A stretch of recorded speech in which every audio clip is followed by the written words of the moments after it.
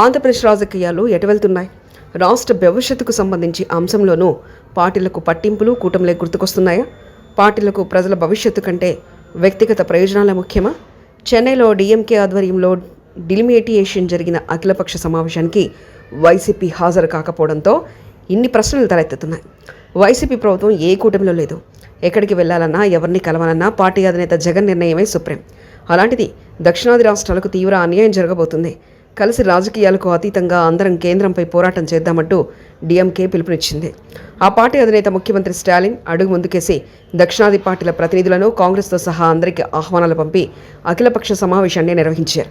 అలాంటి సమావేశానికి వెళ్లే అవకాశాన్ని వదులుకున్న జగన్ ఆ విషయంలో తమ వైఖరి ఇదేనంటూ ప్రధాని మోదీకి ప్రత్యేకంగా లేఖ రాశారు.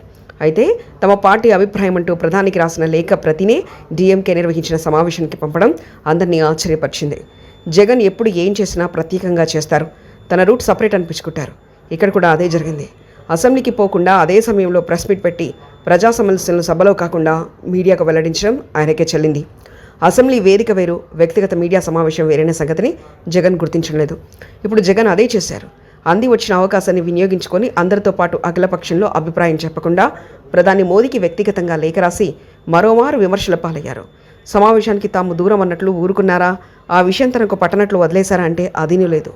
దక్షిణాదికి తీవ్ర అన్యాయం జరుగుతుందని, డిలిమిటేషన్ ఇప్పుడు మంచిది కాదని తన అభిప్రాయాన్ని తెలియజేసి కుండబద్దలు కొట్టారు.